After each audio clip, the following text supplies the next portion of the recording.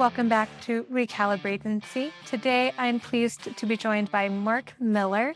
He's the co-founder and president of Historic. Hi, Mark. Welcome. Can you tell us a little bit about yourself?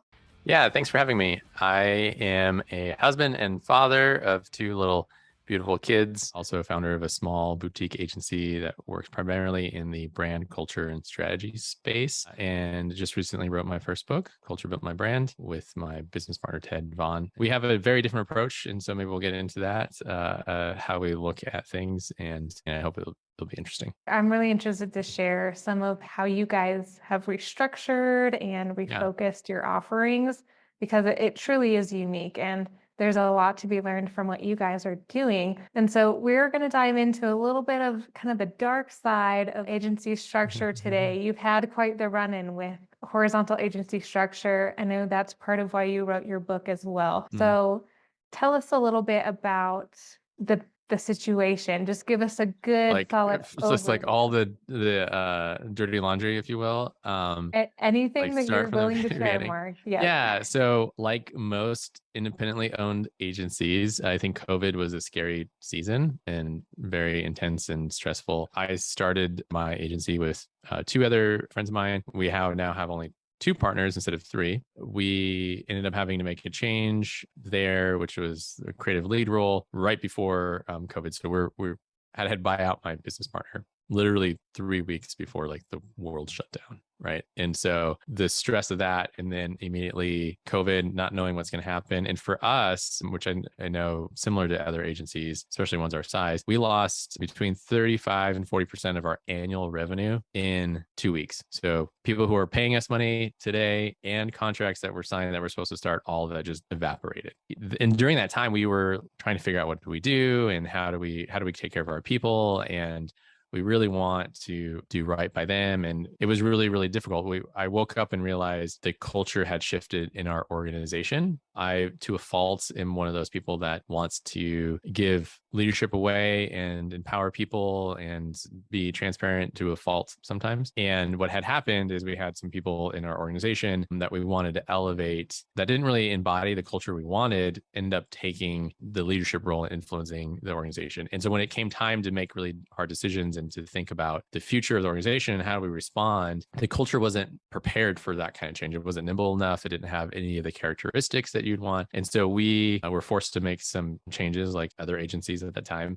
We lose that much revenue that quickly. We furloughed people, and we did that pay period where each month had 3 payrolls. And so like we tried all these tricks, right? So people didn't notice. In the end, it just wasn't enough in the short term, right? And so we took the initiative to make the changes necessary, not just from a financial standpoint, but from a culture standpoint. So we looked at how we could shift the culture of our organization, because it became a place where I wasn't valued as the founder. And not that I need to have like, everyone likes my opinion, far from that, but just you want to be able to like where you work, especially if you're the owner, right? And it had gotten really weird. So we took advantage to shift culture. Then that opened our eyes to the impact culture has on an organization and the work you do. When we talk about horizontal positioning, which is a challenge to do for agencies, our horizontal positioning came from really this intense period of like reevaluating our culture. What do we want to be about? When we made those staff changes, the really crazy thing that happened was the team started rallying around the organization. We ended up rebranding and repositioning the agency. By October, we were back in a cash flow positive situation. And so it was just in a few months.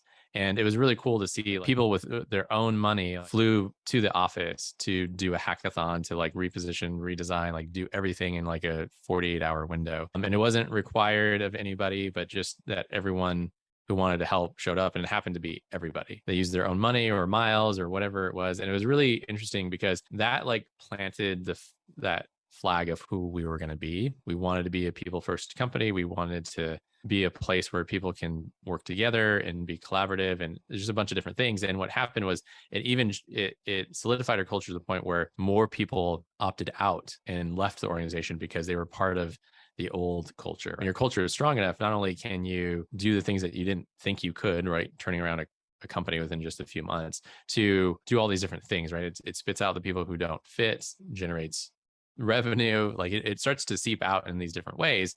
And that was like an epiphany for us. And we've been playing around with writing a book for a while. What we found was this is what happened to us. And we went back and we're like, why were these brand projects or these high level things that we do with various clients?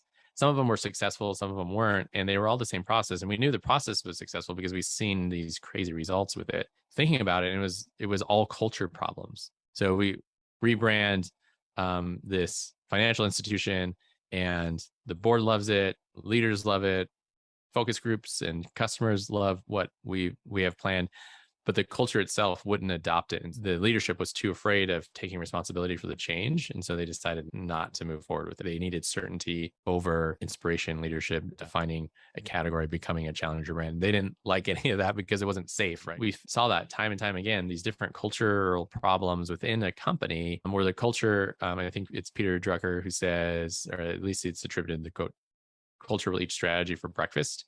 What we were noticing was that culture was also eating brand for lunch. You think about problems at Uber and the problems at Zenefits and WeWork. Those are all culture problems that had to be addressed by change of leadership in every scenario, right? And so we're like, man, someone should write a book about this. So we did, and which was crazy to go from not knowing if our company was going to survive to turning it around and then writing a book inspired by that experience. And then year later, releasing a book to help companies realize, hey, you can leverage your culture for your brand so that you win more customers. And that's kind of what it was about. This is exactly why I wanted to bring you on, Mark, because you have such an amazing transformation story and it covers a topic that's such a pain point for so many agencies. And it's culture, whether that's in how you're positioning branding services, which some listeners are also doing branding, but not all, but also within your own agency internally, your culture is going to dictate your success. I'm curious to hear a little bit more about,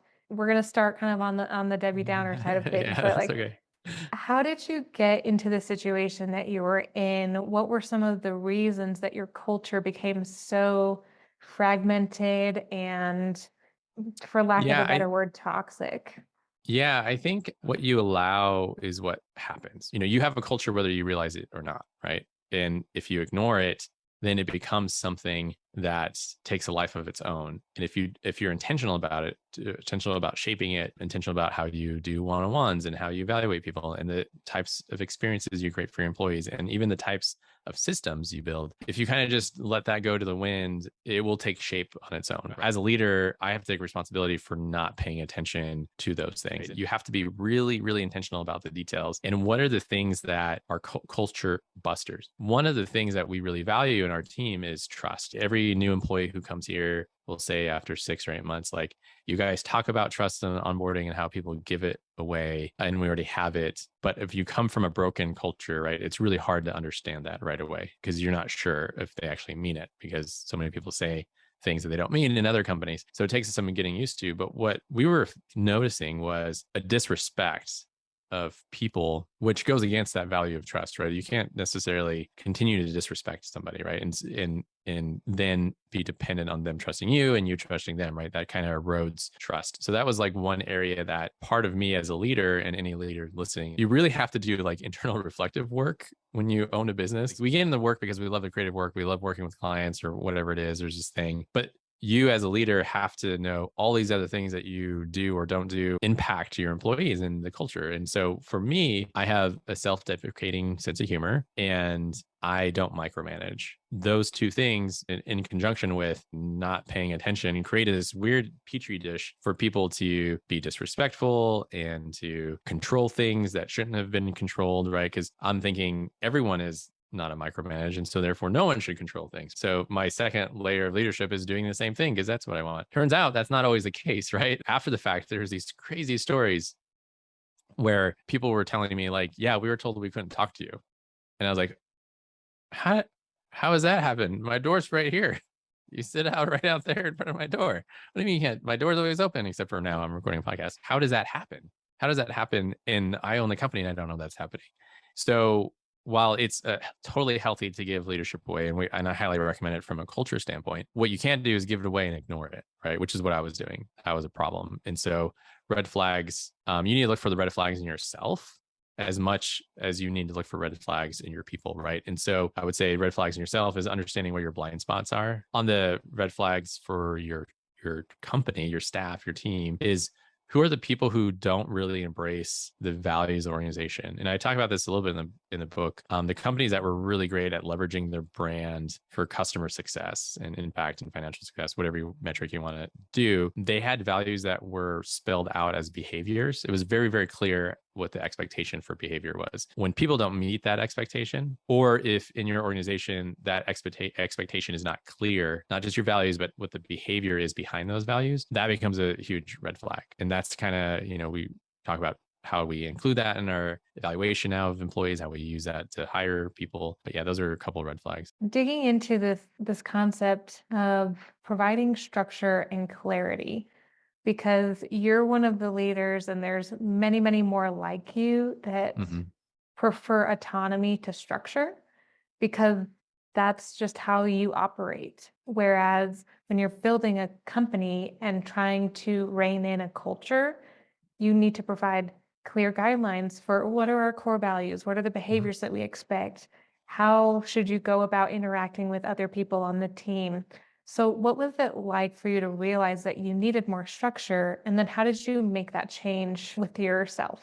I think the feeling was despair a little bit. It sounds really sad. I know we're doing the Debbie Downer part first of the story. If you don't have that like gut wrenching feeling like, oh, I messed up, like this is my responsibility, chances are you might not be super successful as an owner, right? Because so the buck has to stop with somebody. So that was my initial like gut reaction was like, oh no, I'm the one that let this happen. Like there's nobody else above me. I'm the one that was responsible for it. So that was kind of like a gross, when you're just self-reflection moment. And then to like, how do we provide structure, right? So first, it was really, really important for me to start immediately modeling what I wanted to see. If I wanted people to care for each other, then it was my responsibility to start caring about people. And I am not, this is going to sound horrible, but I am not a people person. I may come off as a people person, but that is learned behavior from my career. So these are all things like are super anxious for me to like, I have to figure this out. We're in the middle of a pandemic. People are concerned about their jobs. Like, how do I do this? Right. So I had to learn to be a people person and model the things that I wanted to see. And that was one area. There's a bunch of different areas. And I think with any challenge, like with COVID, your staff doesn't need certainty. They need clarity. And it's really, really hard for us, especially as in the creative world where our work is part of who we are, as it's a reflection of who we are, to try to make up certainty instead of provide clarity. First was like, I need to model the behavior. Second, I need to be really, really clear. And so instead of just me be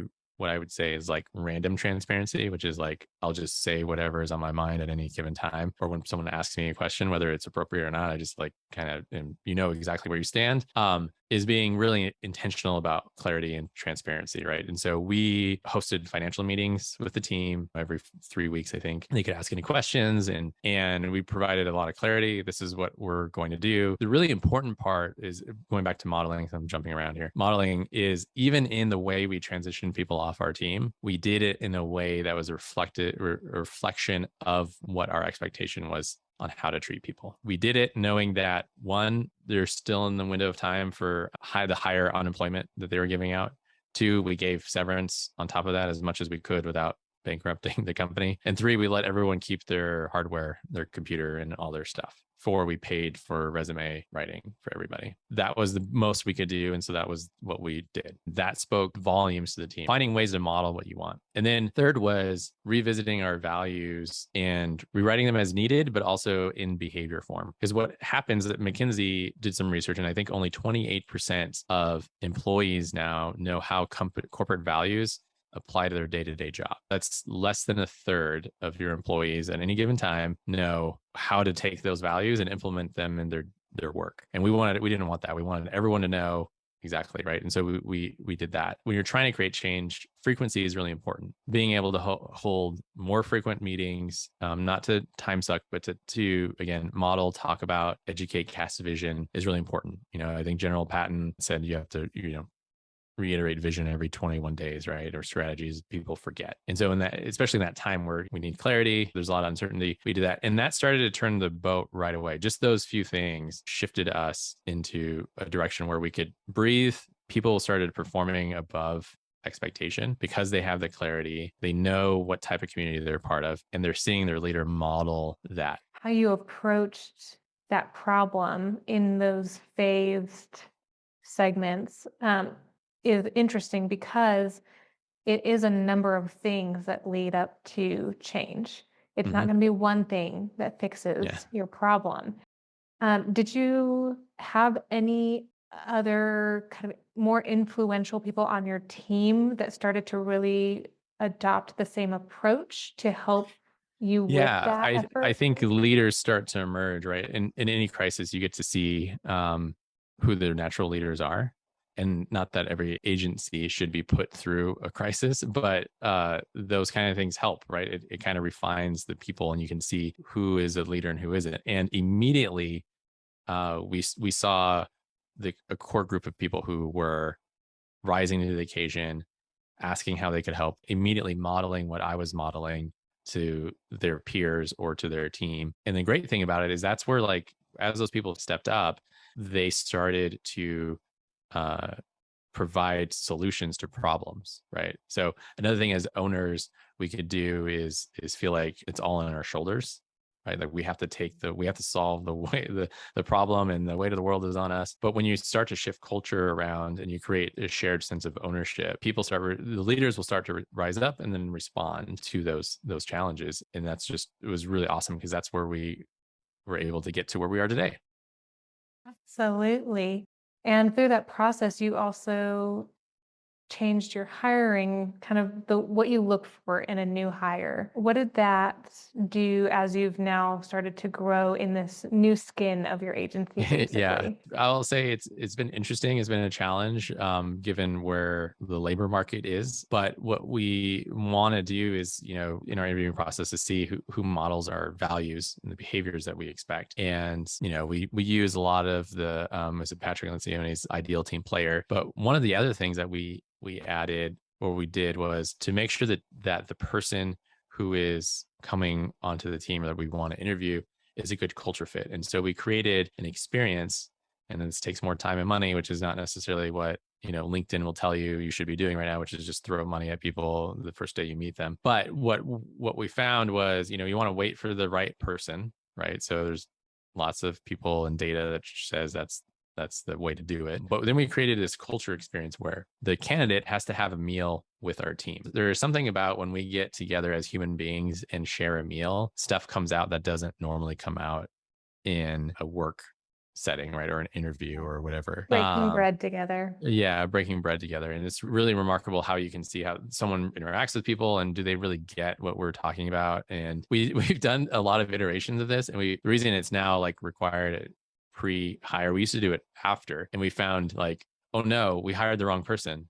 Because during that meal, you're like, wait, they're only talking about themselves. They're talking about how they manipulated and like screwed over their other employer and their other coworkers. And we're just like, this is not going to work. Right. And so, we don't always have it together. It takes iteration, right? Like if you're familiar with the sprint model or agile, right? Like we just keep iterating on it. And so now it's a pre-4, so we can check to see if someone fits. But we also do, for certain roles, we've developed like different creative, fun, interactive tests. And so for PMs, we fly them out. We actually will pay them for the time that they're spending with us, do the meal. Their test is, here's a whiteboard, here's a sample project, draw out a timeline, and then we hand them a card that's sealed and they open it up and the timeline changes, right? For the client, the delivery date changes. And so they have to reorganize the timeline, and we give them all the tasks and how long the task should take. And the tasks total up to, I think, 18 weeks, but the timeline from the client is 12 weeks and then shifts to 10. And it's a great way to see how people respond to a problem. How do they reorganize things? Because some of those tasks can be done parallel, right? But we don't tell you that. And so they have to figure that out on their own. And it's really interesting. And we make it kind of like a fun, like little simulation game. And all that. Sounds So super fun to me yeah. personally. It really does.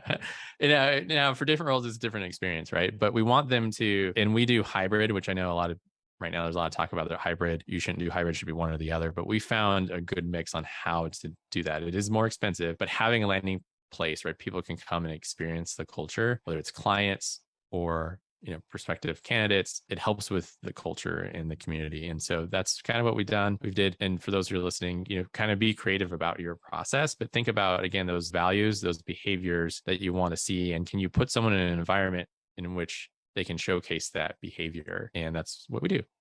I really respect also that you pay them for that time, that they're doing this really intense interview Mhm. process so that they're actually able to commit to the process that you're trying to put them through so that you know what you're getting. And Mhm. there's that give and take on both sides. And I really appreciate that you do that. We radically changed our process too. So one of the things that was really interesting is when you start to look at the financial data and like how long certain things take and what works and what doesn't work, we started, and we could only do this because our culture got healthy, right? This would have never like worked prior because there wasn't space to hold things that were so radically different or might fail, quite honestly. And so one of the things we were looking at the data and like, why does it take so long to do identity projects? Why do they always run over budget? And no matter what system we put in place, for whatever reason, and maybe I'm not detailed oriented enough or whatever, my team, there was always a reason, right? From a client and like something that just like, was it Parkinson's law or something, or whatever bucket of time you have to do the work, right, will fill based on the time that you allot to it, right? And so we're like, this isn't working, right? We have to get financially viable. And so I don't know if you're allowed to cuss on this podcast or not, but we came up with a term called FICWICH, which means F word. Why can't we just like, so if we ever get to a problem where it's like, man, why can't we just do blank? Then we actually ask ourselves, why can't we? We take that into that phrase of like, why can't we just blank? And then say, okay, how would we actually do that? And so one of the things that came out of that was, why can't we just design the logo in front of the client? Which sounds completely crazy in the design community world, which is like, I got to spend all this time and research and go to my special place and design all this stuff and make sure they're all perfect. And I'm only going to show the client of stuff that is workable and usable, and then show them, and then they will give me feedback maybe within a week. And then I will go back to my special closet where all the unicorns hang out and then design more beautiful things. And then come out of that, it's like Lord of the Rings. I'm coming back with the ring, and then we start that process all over again, and we do it until the logo is done. And we can constrain that in a bunch of different ways, how many concepts out, like, but we were just saying, like, why can't we just involve the client in the design process? Like, why can't we get their feedback more often, more frequent, and just show them what we're doing in real time? And so that idea of why can't we just design the logo because it would be faster turned into this really, really interesting creative process that now clients hire us. Again, that horizontal positioning is because we have a specific way of doing something. And that specific way is, yes, we actually design a logo in front of people. We have designed a workshop that is pretty fun. It allows clients to actually participate in the design process. And so one of the things that we do is we talk about creativity versus imagination. There's some research that shows that when we say creativity as humans, we actually mean imagination, and we don't. Like, creativity is a loaded word. And so people quickly feel like they're not capable of that because they don't produce beautiful art. But if you say imagination, which is like ideation and imagining things that don't exist or whatever, these are all things that we do as we start doing as a kid until now, right? We just imagine things. And so what we did is create prompts. We call it the gauntlet because there's 20 of them and they're all timed in Well, sprint sounds format. terrifying. Yeah.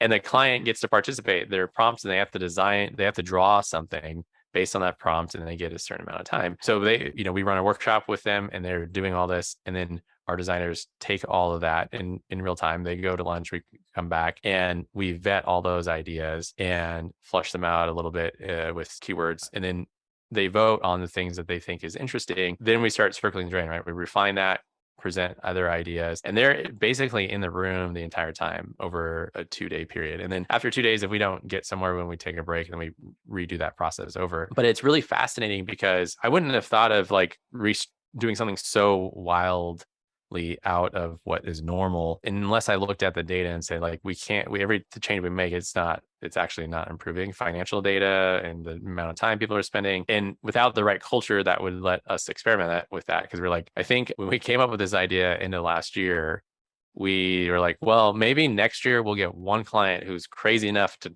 like do this with us, right? And I think by February we had booked 8 deals for Yeah. that. This I is like, mean, that makes sense to me because a lot of times clients already have an idea in their head of what they right. want it Yeah. to look like. Yeah. And then they also want that instant satisfaction of having their project in hand. So this makes Yeah. total sense to me. And not every, like we shrink it or scale it up depending on the brand, and like certain ones will add a bunch of research to it, right? So if it's a bigger project that is like, needs user input or focus groups, there's like stages, but it's adding the client into every step of the process in some way or fashion. And what we found, like, because we show them like the whole artboard, right? They see all the garbage of stuff that's not working. It introduces this level of vulnerability with us and the client, or the team and the client, that instantly creates trust and ownership. So when we step away from that time, everyone is like already on fire and wants to use the logo, and it's so much easier for them to sell internal stakeholders because they're not questioning whether it should be that logo or not. They're already on board. They're like, advocating for us in every way because of that vulnerability. And Yeah. so that's something that has emerged from that, like those dark days, into really now coming for full circle, where that vulnerability that we have with our clients and the clients have with us, that creates this really deep trust that allows us to do, even because in that process we could recommend something that is so crazy that the client couldn't imagine, but because they've been part of the process, the trust is so much more, right? They're willing to Yeah. risk something with us. And so now we're like, we're in that season where we're re-looking at our values and we're saying, okay, vulnerability seems to be our special sauce. How do we create vulnerability for us and the client in every process of our creative work to build that trust? And so we're talking about that. What does that look like around our staff? How do we all be vulnerable with each other? And it's really fun. It's so interesting too, because trust and ideas are like the two most important things to a client relationship, right? And you're getting both at the same time because you're positioning both your team and the client on the same side of the table, and you're approaching a problem instead Mhm. of trying to go back and forth with each other. And, there's potential to create friction when you're doing a back and forth method as Yeah. opposed to a collaboration, let's solve Right. this problem together kind of structure. And you're all ideating at the same time. And so the likelihood of landing on something that's going to be a winner more quickly increases. Yeah, so we have this belief, and I'm sure I read it somewhere. I think maybe stuff from the Creative Curve and Making Things Happen and a bunch of other books. But the volume of ideas is where the best ideas come from in creativity, and not like, well, let's work on this one thing and then work on this one thing and see if we can make them better. It's like, let's get everything out on the table. And I will be clear, the client is not in Illustrator, right, designing any actual things. We've created these experiences around the design where they can participate and give their input. And the ideation phase is the big one, right? They're all contributing because everyone can contribute to ideas, right? And Absolutely. and when they see that kind of get iterated on and iterated on, they can point to like some small curve and be like, that came from me, and you're like, it's totally different logo, but yeah, it did kind of, right? So Yeah, and they're just so proud of it, yeah, and then they own it. There's right, ownership there, and they're exactly. happy. Do you think that you would have been able to position your offerings differently if it had not been for a change in your company culture? No, because like when you think about it, one, it's completely outside from left field, right? I don't know any other agency that does that kind of work, and most of the world is like, hey, what we do is so special that that's not we don't want to show anybody. And I've never been part of that pretentious crowd. I tried to get in, I couldn't get into that club, so this is another way. So it's so far from what the standard was. I don't think people would have taken it seriously. Second, it actually required a lot of like creating new process. Right. So another thing that we believe, which is controversial, is that process trumps talent when it comes to creativity. Because with a really great process, right, where you get 10,000 ideas that you can refine and you have a process for refining those ideas versus taking someone who's really talented and sticking them into a closet and having them come back out with something. At some point, we all hit that like writer's block, that creative block, and not having a way to get out of it is the challenge, right? And so we've actually built this really detailed process around actually how do we pull that off. And I don't think our culture, because that first iteration of we don't know if it's going to work and we have to build all this rigor around it, I don't think it would survive because the amount of process that it needs, which doesn't sound like much. It sounds like we're just designing the logo in front of the client, but that's not the case. There's all these different steps and activities that had to be designed so that Yeah, it 'cause could run smoothly.